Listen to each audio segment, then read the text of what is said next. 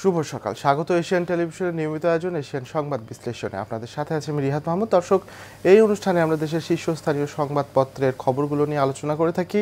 চলুন জেনে নেই কী কী সংবাদ প্রকাশিত হয়েছে আজকের খবরের কাগজগুলোতে। দর্শক, আমার হাতে শুরুতে রয়েছে দৈনিক দেশ রূপান্তর। দৈনিক দেশ রূপান্তরের যেটি প্রধান শিরোনাম দেখছি সেটি হলো প্রস্তুতি, স্বস্তি, চাপ, নির্বাচন কেন্দ্রিক একটি সংবাদ। এটি দেখতে পাচ্ছি অন্তর্বর্তী সরকারের প্রধান উপদেষ্টা ডক্টর মোহাম্মদ ইউনূস জাতির উদ্দেশ্যে ভাষণে আগামী ফেব্রুয়ারিতে জনগণের কাছে যে কথাটি বলেছেন সেটি হচ্ছে আগামী ফেব্রুয়ারিতে নির্বাচন হতে যাচ্ছে। তো সেই নির্বাচনের দিন তারিখ বা সেই মাস, ফেব্রুয়ারি মাসকে ঘিরে এগিয়ে যাচ্ছে নির্বাচন কমিশন। ইতিমধ্যেই ইসি কিন্তু ভোটার তালিকার খসড়া এবং ভোট কেন্দ্র ও সীমানা পুনর্নির্ধারণের জরুরি কাজগুলো দ্রুততার সঙ্গে এগিয়ে নিয়ে যাচ্ছে। জামায়াত পিআর পদ্ধতির দাবি এবং এনসিপি জুলাই সনদ বাস্তবায়নকে কেন্দ্র করে নির্বাচন নিয়ে নানা জল্পনা কল্পনা সৃষ্টি হয়েছে। এই কারণে তো দেখা যাক যে কী হয় পরবর্তীতে। এর পাশে সংবাদটি আমরা দেখতে পাচ্ছি যে প্রধান উপদেষ্টা একটি নিউজকে নিবন্ধ দিয়েছেন এবং তিনি বলছেন পরের সরকারে কোনো পদে থাকবেন না। যুক্তরাষ্ট্রের একটি সংবাদ মাধ্যমকে তিনি এই নিবন্ধ লিখেছেন এবং তিনি বলেছেন পরবর্তী যে সরকার আসবে প্রধান উপদেষ্টা ডক্টর মোহাম্মদ ইউনূস সেটাতে কোনো দায়িত্ব থাকবেন না এবং দায়িত্ব তিনি ছেড়ে দেবেন।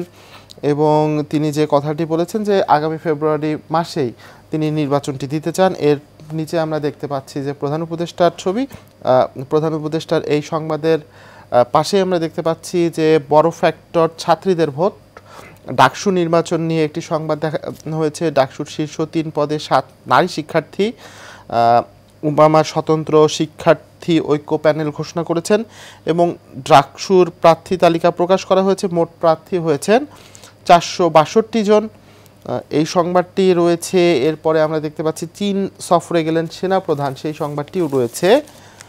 সামরিক সফরে চীনে গেলেন সেনাবাহিনীর প্রধান জেনারেল ওয়াকারুজ্জামান। গতকাল বৃহস্পতিবার এক সংবাদ বিজ্ঞপ্তিতে এ তথ্য জানিয়েছে আন্তঃবাহিনী সংযোগ পরিদপ্তর। এছাড়া 28 ডিগ্রি ঘুরতে 227 কোটি টাকা লোপাট।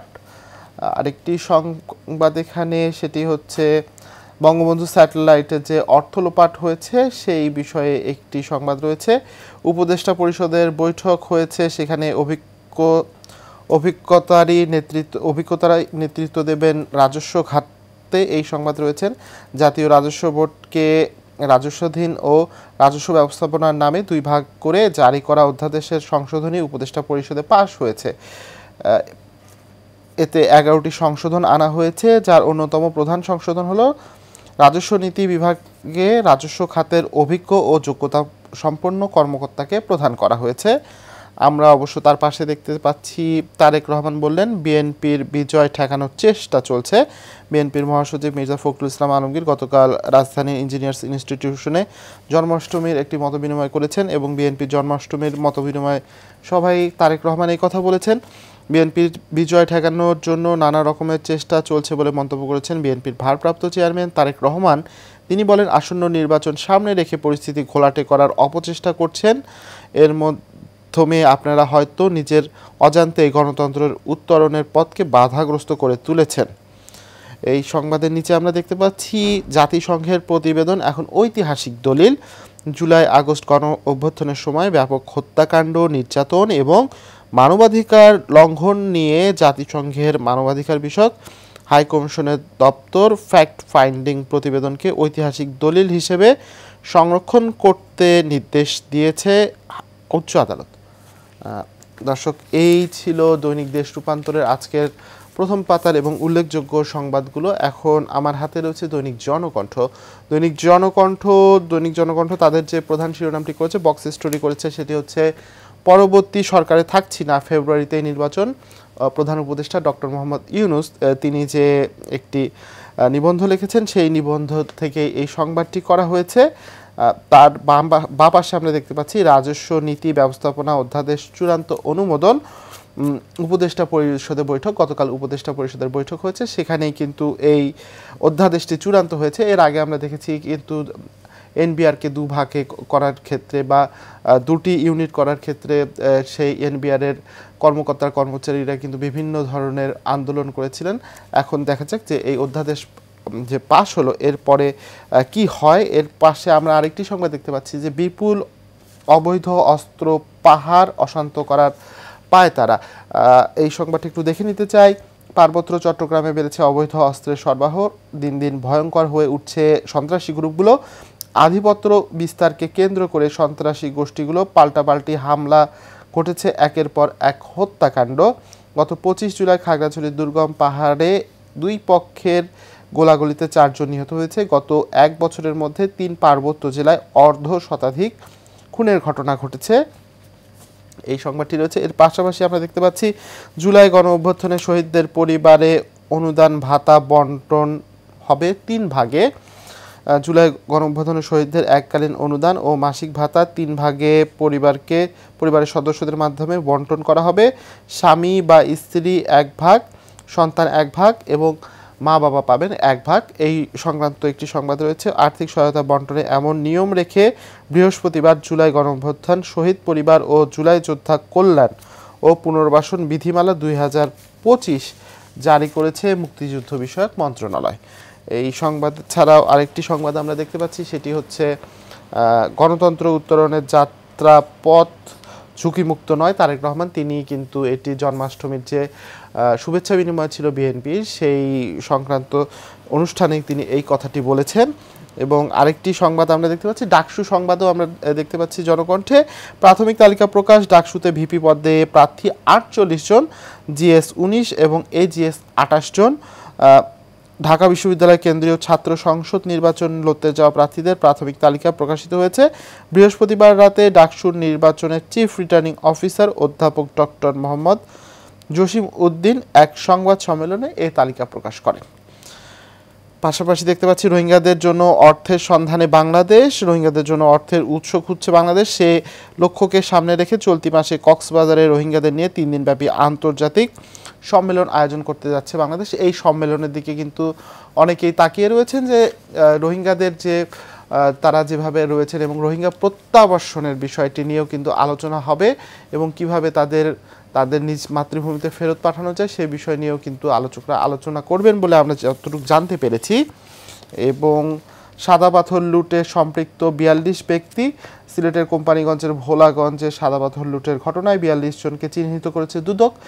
তাদের মধ্যে সিলেট মহানগর বিএনপি, জামাত, জাতীয় নাগরিক পার্টি ও কার্যক্রম নিষিদ্ধ আওয়ামী লীগের নেতারাও রয়েছেন। তো আমরা দেখতে পাচ্ছি যে এই সংবাদে উঠে এসেছে যে সাদা পাথর লুটের ঘটনায় কিন্তু সর্বদলীয় একটি ঐক্য দেখা গেছে। জাকসু নির্বাচনে শিবিরের প্যানেল ঘোষণা, জাহাঙ্গীরনগর বিশ্ববিদ্যালয়ের কেন্দ্রীয় ছাত্র শিক্ষার্থী সংসদ নির্বাচনে মনোনয়ন ফর্ম বিতরণ ও জমাদানের সময় শেষ হয়েছে। বৃহস্পতিবার বিকেল 4টায় মনোনয়ন ফর্ম জমাদানের শেষ সময় ছিল। জমাদান শেষে এক সংবাদ সম্মেলনে সমন্বিত শিক্ষার্থী জোট নামে ছাত্র শিবির কিন্তু তাদের প্যানেল ঘোষণা করেছে। এছাড়া শেখ হাসিনার বিচার চেয়ে ট্রাইব্যুনালে অভিযোগ সুরঞ্জন বালি, তিনি কিন্তু মাওলানা দেলোয়ার হোসেন সাইদির বিরুদ্ধে যে মামলাটি ছিল সেই মামলাটির কিন্তু রাষ্ট্রপক্ষের সাক্ষী ছিলেন। তিনি এবার ট্রাইব্যুনালে গিয়ে শেখ হাসিনার বিচার চাইলেন। আশুলিয়ায় লাশ পোড়ানোর মামলার বিচার শুরু, সাক্ষ্য গ্রহণ 14 সেপ্টেম্বর। এছাড়া পিয়ারের দাবিতে মাঠে থাকবে জামাত। দর্শক, এই পর্যায়ে আমরা একজন অতিথিকে আমাদের সঙ্গে যুক্ত করতে চাই। তিনি হলেন নুসরাত জাহান দৃষ্টি। তিনি চর্মরোগ বিশেষজ্ঞ, জাপান বাংলাদেশ ফ্রেন্ডশিপ হসপিটালের। নুসরাত জাহান দৃষ্টি, আপনি কি আমাকে শুনতে পাচ্ছেন? জি, আপনাকে স্বাগত এশিয়ান সংবাদ বিশ্লেষণে। ধন্যবাদ। আসসালামু আলাইকুম। ওয়ালাইকুম সালাম। আপনার সঙ্গে আমরা আলোচনা করতে চাই একটু ডেঙ্গু বিষয়ে। আপনি জানেন যে গতকাল কিন্তু 5 জন ডেঙ্গুতে মারা গেছেন। তো আমরা দেখছি যে এই ডেঙ্গু কিন্তু আজকাল না, অনেক দিন ধরেই কিন্তু প্রাদুর্ভাব হয়েছে বাংলাদেশে। তারপরও এই রোগকে কেন আমরা এর প্রতিকার আমরা করতে পারছি না বা এর প্রতিরোধ আমরা কেন করতে পারছি না? আসলে অন্যান্য বিশেষ কিছু রোগের মতো ডেঙ্গু কিন্তু প্রত্যেক বছর হচ্ছে এবং প্রত্যেক বছরই এর পুনরাবৃত্তি হয়ে থাকে এবং একটা নির্দিষ্ট সময় ডেঙ্গু কিন্তু সর্বোচ্চ মাত্রায় চলে যায়। এবং ডেঙ্গু যেহেতু আমরা জানি যে এমন এক ধরনের রোগ যেটা কিন্তু একজন থেকে আরেকজনে সংক্রমিত হচ্ছে মশার মাধ্যমে। তাহলে সর্বপ্রথম আমাদেরকে খুঁজে বের করতে হবে যে কিভাবে ছড়াচ্ছে, সেই জায়গাটাকে আমাদেরকে আসলে প্রতিরোধ করতে হবে এবং এই সম্পর্কে অবশ্যই সচেতনতা তৈরি করা সবচেয়ে বেশি জরুরি। প্রথমে জানতে হবে যে ডেঙ্গুটা কোথা থেকে হচ্ছে, কিভাবে হচ্ছে। তো সেই ক্ষেত্রে আমরা জানি যে ডেঙ্গু যেহেতু এক ধরনের ভাইরাস জনিত রোগ এবং এটা কিন্তু হয়ে থাকে মশার কামড় থেকে, সরাসরি মানুষের থেকে মানুষের ছড়ায় না। এটা যেহেতু মশার কামড়ে হয়ে থাকে, যখন একজন মানুষ ডেঙ্গু ভাইরাসে আক্রান্ত থাকে এবং তখন একটি মশা, যেটা কিনা আমরা জানি যে এডিস মশা, সেই মশা যখন ওই আক্রান্ত ব্যক্তিকে কামড় দেয় এবং সেখান থেকে যখন একজন সুস্থ ব্যক্তিকে কামড় দেয়, তখন কিন্তু ভাইরাস জাতীয় যে জীবাণুটি আছে সেটা কিন্তু একজন ব্যক্তি থেকে আরেকজন ব্যক্তিতে ছড়াচ্ছে, অর্থাৎ অসুস্থ একজন ব্যক্তি থেকে একজন সুস্থ ব্যক্তির শরীরে চলে যাচ্ছে। এখন এই মশার কামড়টাকে আমরা কিভাবে প্রতিরোধ করতে পারি, সেই ক্ষেত্রে দেখা যাচ্ছে যে মশা কোন জায়গায় জন্মাচ্ছে বা মশা কখন কামড় দিচ্ছে। আমরা যদি বলি যে মশা কামড়ানোর যে সময়টা আছে, যেমন আমরা জানি যে ডেঙ্গুর ক্ষেত্রে বা এডিস মশার ক্ষেত্রে এরা কিন্তু দিনের বেলা বিশেষ করে কামড় দেয়। যেমন ধরুন যে আপনি সকালবেলা ভোর ৬টা থেকে ৮টা, বা এদিকে আবার হচ্ছে দুপুর বা বিকালের যে সময়টা রয়েছে যেমন ৩টা থেকে ৫টা। আবার অনেক সময় কিন্তু ঘরের কোনো বেশ কিছু মশা থাকে, সেটাও কামড় দিতে পারে। তাহলে সেই ক্ষেত্রে আগে সুরক্ষিত থাকতে হবে যে যাতে মশা কামড় না দেয়। সেই ক্ষেত্রে বিভিন্ন ধরনের স্প্রে রয়েছে, বিভিন্ন ধরনের জেল পাওয়া যায়, যেন মশা শরীরে কামড় দিলেও সেটার জীবাণু যাতে শরীরের, আমরা বলছি যে রক্তে যাতে প্রবেশ করতে না পারে। এটা একটা বিষয়। আরেকটা বিষয় হচ্ছে যে আসলে মশার এই যে উৎপত্তি সেটা কোথা থেকে হচ্ছে? মশা মূলত দেখা যায়, আমরা জানি যে বিভিন্ন ধরনের আমরা পরিত্যক্ত যে পরিষ্কার পানি যেখানে জমে থাকে, যেমন ধরুন যে ডাবের খোসা কিংবা ফুলের টব বা টায়ারে যে পানিগুলো জমে থাকে, অর্থাৎ দীর্ঘদিন ধরে যে জায়গাগুলোতে পরিষ্কার পানি জমে থাকছে বা পানি জমে থাকছে এবং সেখানে পরিষ্কার করা হচ্ছে না বা সেই পানিটাকে পরিবর্তন করা হচ্ছে না। এই যে মশার সোর্স বা মশা যেখান থেকে জন্ম নিচ্ছে, ওখানে লার্ভা জন্মাচ্ছে, সেইটাকে প্রতিরোধ করতে হবে। অর্থাৎ যখন আমরা জানবো যে আমাদের যেই সিজনটাতে, যেই সময়টাতে বা যেই মৌসুমে ডেঙ্গুর আবির্ভাব হবে বা প্রাদুর্ভাব হবে, সেই সময়টাতে চেষ্টা করতে হবে ডেঙ্গু যাতে না ছড়ায় সেই জন্য আগে থেকে সচেতন হওয়া, প্রতিরোধ ব্যবস্থা তৈরি করা। বিশেষ করে আপনার বাড়ির বৃষ্টি, আশেপাশে আপনার কাছে পরিষ্কার। একটি জিনিস জানতে চাইবো যে প্রতি বছরই ডেঙ্গু হয় এবং প্রতি বছরই সচেতনতার কথা বলা হয়, কিন্তু এখন পর্যন্ত এই সচেতনতাটা সৃষ্টি হলো না। দীর্ঘদিন ধরেই কিন্তু ডেঙ্গুর সঙ্গে আমাদের এই লড়াই করতে হচ্ছে, কিন্তু সচেতনতাটা কেন তৈরি করা গেল না?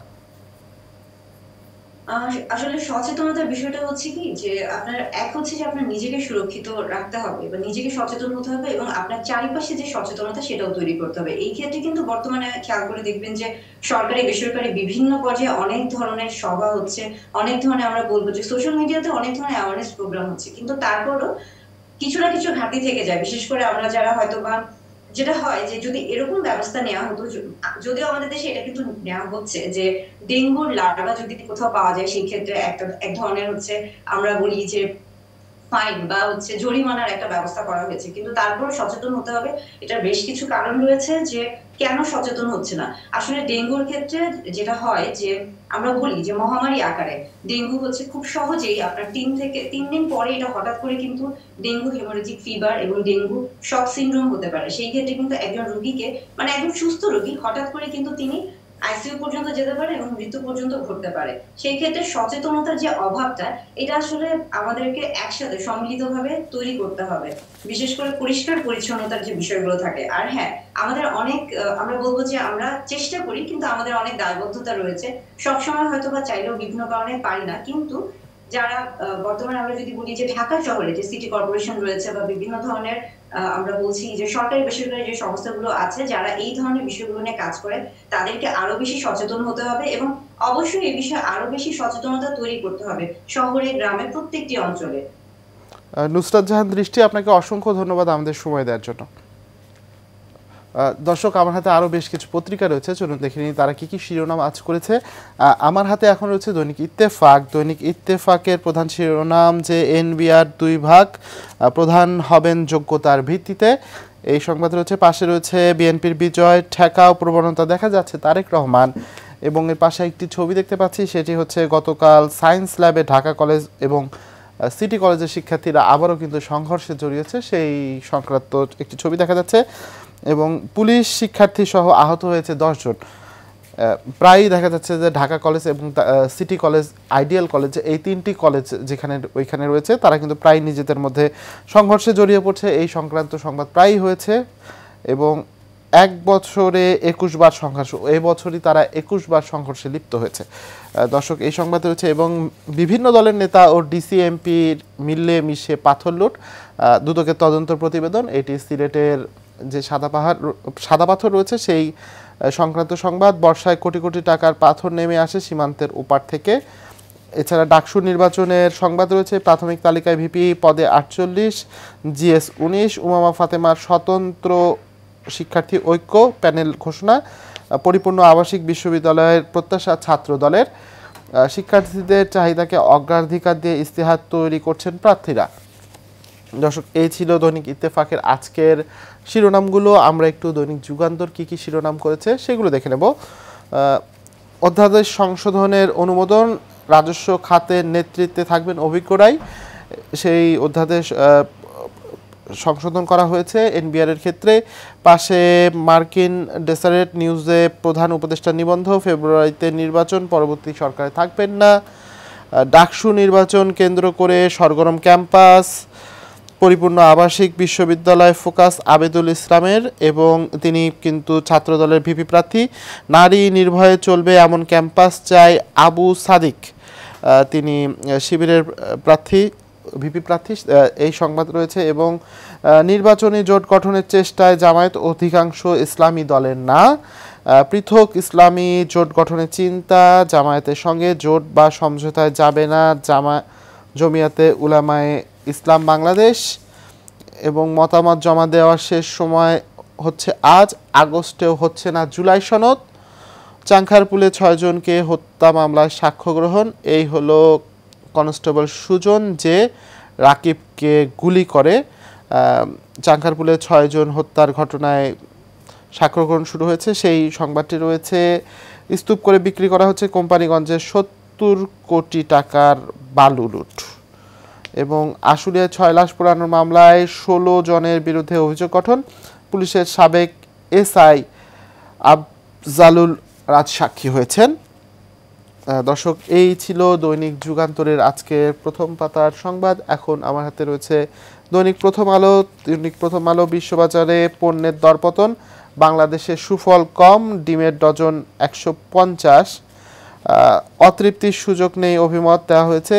পাথর লুটে জড়িত 42 নেতা ব্যবসায়ী, তাদের একটি তালিকা দুদক প্রকাশ করেছে, সেই সংবাদটি এখানে এসেছে।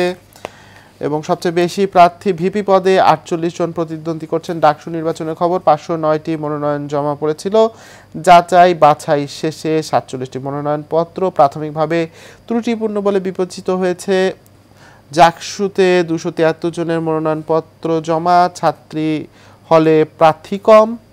এবং সংশোধিত অধ্যাদেশ, রাজস্ব নীতি বিভাগের প্রধান হবেন রাজস্ব খাতের কর্মকর্তা। দর্শক, এই ছিল দৈনিক প্রথম আলোর আজকের প্রথম পাতার সংবাদ। দর্শক, আজকের বেশিরভাগ সংবাদপত্রগুলোতে দেখেছি যে প্রধান উপদেষ্টা ডক্টর মোহাম্মদ ইউনূস তিনি বলেছেন পরবর্তী সরকারে তিনি অংশ নিতে চান না। এবং তারেক রহমান তিনি বলেছেন একটি জন্মাষ্টমীর অনুষ্ঠানে বলেছেন যে বিএনপির বিজয় ঠেকানোর চেষ্টা করা হচ্ছে। এছাড়া রাজস্ব খাতের একটি সংবাদও বেশ প্রচার হয়েছে এবং পাথর লুটের সঙ্গে কারা জড়িত তার একটি তালিকা প্রকাশ করেছে দুদক। সেই সংবাদও কিন্তু বেশ সব পত্রিকায় বেশ গুরুত্ব দিয়ে ছাপানো হয়েছে। এবং গতকাল সায়েন্স ল্যাব এলাকায় আবারও 3টি কলেজের মধ্যে সংঘর্ষ হয়েছে, এই সংবাদও আমরা দেখেছি বেশ ফলাও করে প্রকাশ করা হয়েছে আজকের পত্রিকাগুলোতে। দর্শক, এশিয়ান সংবাদ বিশ্লেষণ আজ পর্যন্তই। আগামীকাল আবার একই সময় দেখা হবে। ততক্ষণ সবাই সুস্থ থাকুন, ভালো থাকুন, এশিয়ান টেলিভিশনের সঙ্গে থাকুন।